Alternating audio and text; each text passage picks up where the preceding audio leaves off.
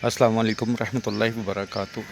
अपने दुश्मन को 3 दिन में अगर आप बीमार करना चाहते हैं तो ये एक बहुत ही ज़बरदस्त वजीफ़ा आपको शेयर कर रहा हूँ जो सिर्फ 3 दिन का है। वजीफ़ा बहुत आसान है, बस जिस तरह समझाया जाए, गाइड किया जाए, वैसे ही करेंगे तो ज़रूर फ़ायदा होगा। जैसे कि आप देख रहे हैं मैं कब्रिस्तान में हूँ और आपने ये कब्रिस्तान में ही वजीफ़ा करना है। तो जिस तरह गाइड करूँगा अगर आप उस तरह कर लिया तो जैसा भी दुश्मन हो, ज़ालिम से ज़ालिम या 7 समंदर पार क्यों ना बैठा हो, उस पर फ़ौरी असर होगा और बीमार हो जाएगा।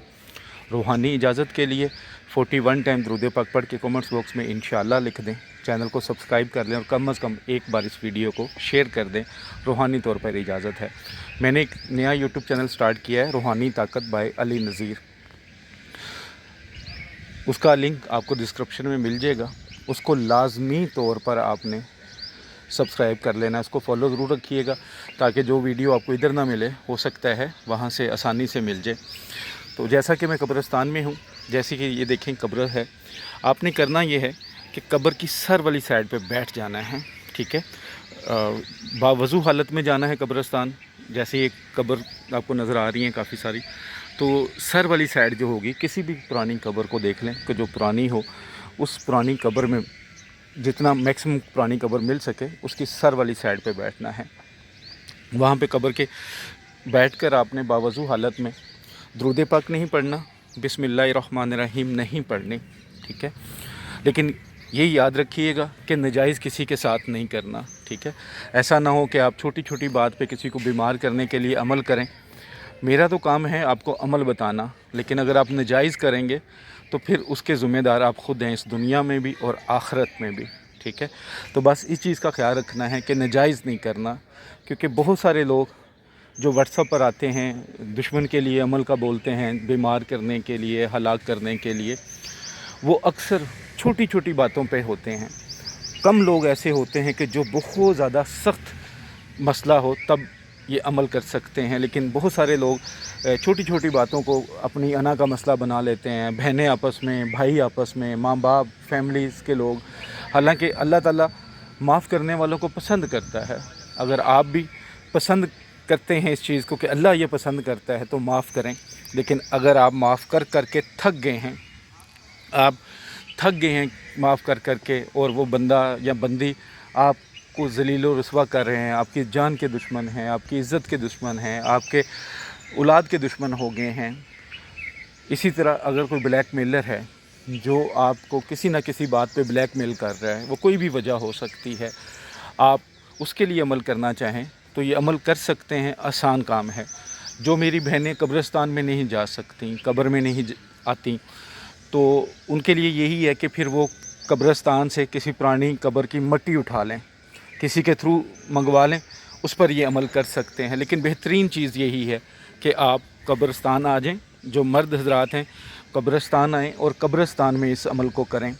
कोशिश करें इस अमल को इतवार वाले दिन, मंगल वाले दिन या बुध वाले दिन करना है। अगर मजबूरी है तो फिर किसी और दिन कर लें, वरना इन 3 दिनों का इंतखाब करें और इस्लामी महीने का जो लास्ट टाइम होता है उस टाइम पर आ जाएं, वो ज़्यादा बेहतर रहेगा। लेकिन मजबूरी में आप पहले भी कर सकते हैं, ठीक है। तो वजीफ़ा बहुत आसान है, अमल बहुत आसान है, लेकिन बस 3 दिन आपने दिन के टाइम आना है। कोशिश करें ज़वाल का टाइम जो दिन का होता है उस टाइम कब्रिस्तान आएँ, उस टाइम आके इस वजीफ़े को करें ताकि आप आसानी से कर सकें और इसका असर बहुत जल्द हो। वजीफ़ा इस तरह है कि आप जब कब्रिस्तान आ जाएं, किसी कब्र की सर वाली साइड पे बैठ जाएं या खड़े भी हो सकते हैं।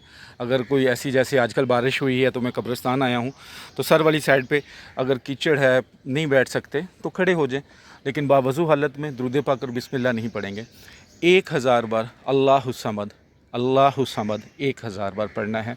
दुश्मन का तसव्वुर करके पढ़ने के बाद दुश्मन के जो तसव्वुर होगा, या आपके पास तस्वीर है, या उसका तसव्वुर करें आंखें बंद करके और उसके तसव्वुर में दम कर दें, इस नीयत से कि वो ऐसी बीमारी में हो जिसका इलाज ही ना हो।